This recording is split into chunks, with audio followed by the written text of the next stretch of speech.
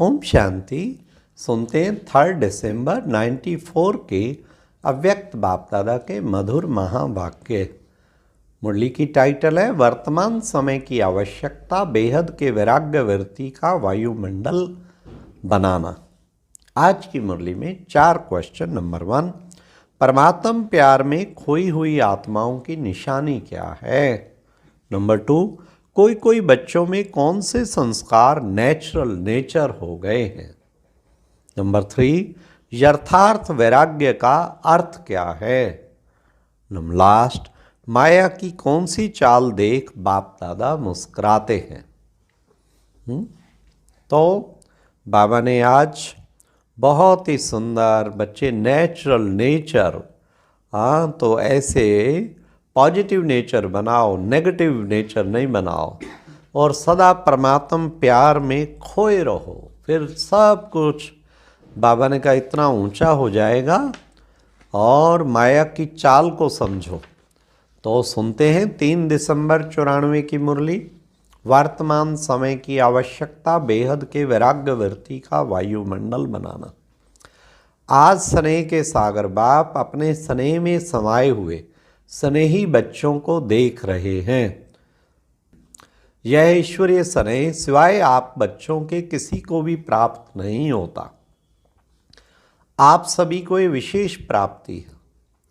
प्राप्ति सभी बच्चों को है, लेकिन पहली स्टेज है प्राप्ति होना और आगे की स्टेज है प्राप्ति के अनुभव में खो जाना।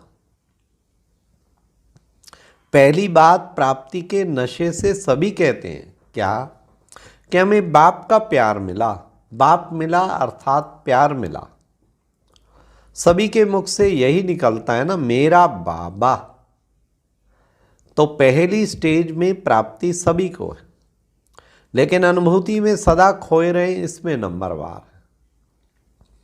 जो परमात्म प्यार में खोए हुए रहते हैं उनको इस प्यार से कोई हटा नहीं सकता।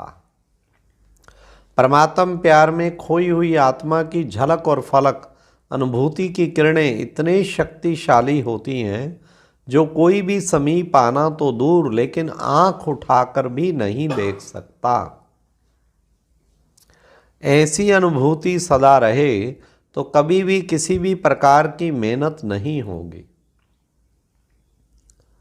अभी योग लगाते लगाते युद्ध करनी पड़ती है। बैठते योग में हैं, लेकिन अनुभूति में खोए हुए नहीं होने कारण कभी योग कभी युद्ध दोनों चलते रहते हैं। मैं बाप का हूं, ये बार बार स्मृति में लाना पड़ता है। तो बार बार स्मृति में लाना विस्मृति है, तब तो स्मृति में लाते हो ना। बाबा ने कहा स्मृति विस्मृति ये युद्ध लवलीन अनुभूति करने नहीं देती। दोनों चीजें होंगी तो फिर कैसे लवलीन अनुभव होगा। तो बाबा ने कहा ये लवलीन का अनुभव करने नहीं देती। कौन सी चीज? स्मृति और विस्मृति। वर्तमान समय बच्चों को जो युद्ध व मेहनत करनी पड़ती है वो व्यर्थ और समर्थ की युद्ध ज्यादा चलती है। जी बाबा, कोई बच्चों में व्यर्थ देखने के संस्कार नेचर हो गए। कोई में सुनने के, तो कोई में वर्णन करने में, कोई में सोचने के, ऐसी नेचर हो गई जो वो समझते ही नहीं कि हम करते भी हैं। अगर कोई इशारा भी देते हैं तो माया की समझदारी होने के कारण अपने को बहुत समझदार समझते हैं। या तो माया के समझदार बन जाते या अलबेलापन आ जाता। ये तो चलता ही है, ये तो होता ही है। माया की समझदारी से रॉन्ग में भी अपने को राइट समझते हैं। होती माया की समझदारी है, लेकिन समझेंगे मेरे जैसा ज्ञानी, मेरे जैसा योगी, मेरे जैसा सेवाधारी कोई नहीं है, कोई है ही नहीं। क्योंकि उस समय माया की छाया मन और बुद्धि को ऐसे वशीभूत कर देती है जो यथार्थ निर्णय कर नहीं सकते। मायावी ज्ञानी समझदार ईश्वरीय समझ से किनारा करा देती है। माया की समझदारी भी कम नहीं है। माया से योग लगाने वाले भी अचल अटल योगी हैं, इसलिए फर्क नहीं समझते। उस समय के बोल का नशा भी अभी जानते हो ना, कितना बढ़िया होता है। इसलिए बाप दादा सदा बच्चों को कहते हैं कि प्राप्तियों की अनुभूतियों के सागर में समाये रहो। सागर में समाना अर्थात सागर समान बेहद के प्राप्ति स्वरूप बन कर्म में आना। बाप दादा ने चारों ओर के बच्चों का चार्ट चेक किया। क्या किया? क्या देखा? सुनो अब।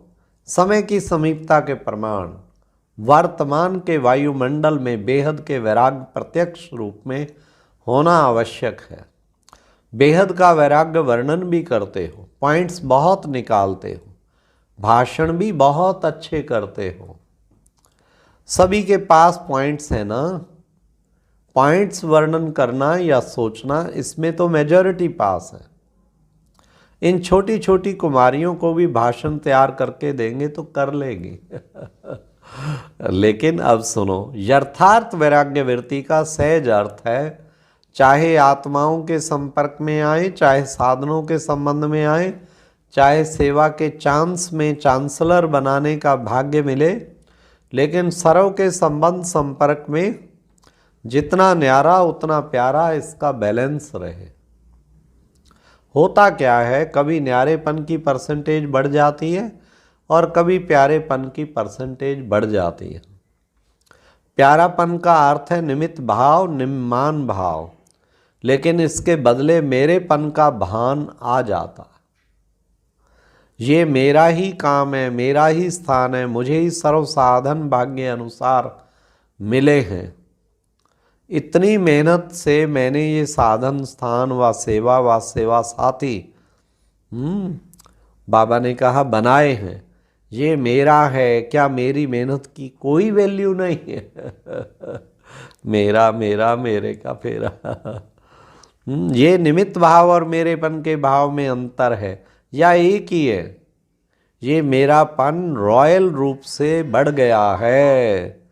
ये मेरेपन की रॉयल भाषा, रॉयल संकल्प बाप से रूहान में भी बाप दादा बहुत सुनते हैं। बहुत प्यार से बाप को या निमित्त आत्माओं को मनाने या मनवाने आते हैं। बाबा आप ही इसमें मेरे को मदद करना। आप क्या समझते हो कि मेरा काम नहीं है, मेरी जिम्मेदारी नहीं है, मेरा अधिकार मेरे को ही मिलना चाहिए? बाप को भी ज्ञान देने के लिए बहुत होशियारी करते हैं। बाप दादा मुस्कुराते रहते हैं, निमित्त है जो मिला, जैसे मिला, जहां बिठाएंगे, जो खिलाएंगे, जो कराएंगे वही करेंगे। ये पहला कदम सभी का वायदा है। वायदा है ना? ये वायदा है या सिर्फ खाने पीने के लिए है? मेरेपन के भाव का वैराग्य ही बेहद का वैराग्य है। नए नए प्रकार के मेरेपन और इमर्ज हो रहे हैं। माया वर्तमान समय नए नए प्रकार के मेरेपन की छाया डाल रही है। इसलिए समय की समीपता प्रत्यक्ष रूप में नहीं आ रही है। ज्ञानी चाहे अज्ञानी दोनों जानते हैं और कहते भी हैं कि दुनिया की हालतें बहुत खराब हैं। ये दुनिया कहाँ तक चलेगी, कैसे चलेगी? लेकिन फिर भी दुनिया चल रही है। समय की समीपता का फाउंडेशन है बेहद की वैराग्यवृत्ति। बाप दादा ने चेक किया, बेहद की वैराग्यवृत्ति की बजाय नए नए प्रकार के छोटे छोटे लगाव का विस्तार बहुत बड़ा है। इस विस्तार ने सार को छिपा लिया है। समझा अब क्या करना है? यह लगाव बड़े टेस्टी लगते हैं। एक दो बार टेस्ट किया तो टेस्ट खींचते ही रहते हैं। सेवा कर रहे हो, बहुत अच्छा। अपनी चेकिंग करो कि निमित्त भाव है या लगाव का भाव है। बाबा बाबा के बदले मेरा मेरा तो नहीं आ जाता।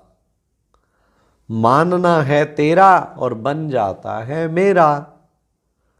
तो अब क्या करेंगे? मेरा मेरा पसंद है, बाप दादा ने पहले भी सुना है, एक बहुत बड़ी गलती करते हैं, वह चलते चलते हो जाती है, करना नहीं चाहते लेकिन हो जाती है। यह क्या, वह क्या, दूसरे के जज बन जाते हैं और अपने वकील बन जाते हैं।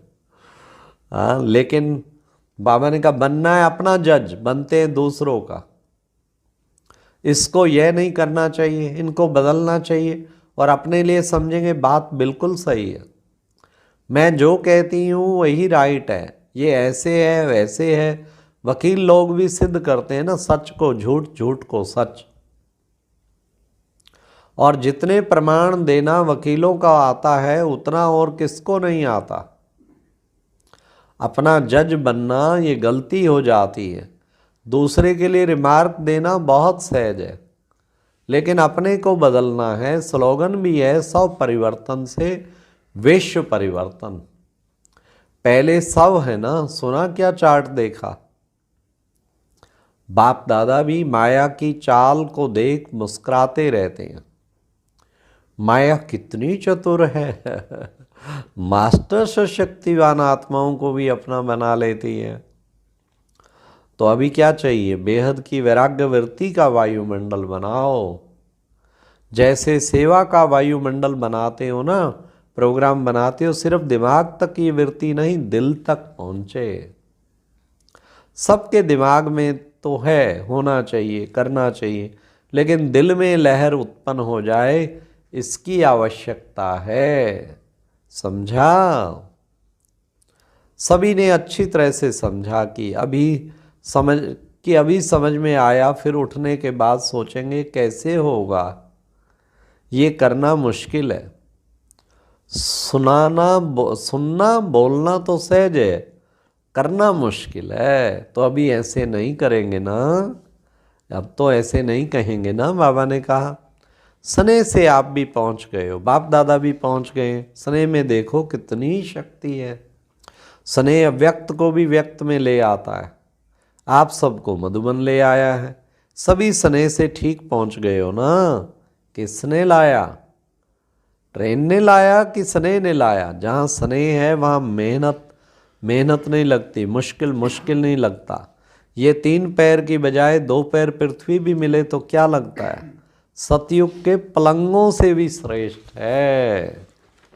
अच्छा, चारों ओर के सर्वश्रेष्ठ भाग्यवान आत्माओं को, सदा सर्व प्राप्तियों के अनुभूतियों में समाये हुए श्रेष्ठ आत्माओं को, सदा परखने की, निर्णय करने की शक्ति को तीव्र बनाने वाले समीप आत्माओं को, सदा सेवा में समर्थ बनाने के निमित्त आत्माओं को, सदा न्यारा और प्यारा दोनों का बैलेंस रखने वाले ब्लेसिंग के पात्र आत्माओं को बाप दादा का याद प्यार और नमस्ते।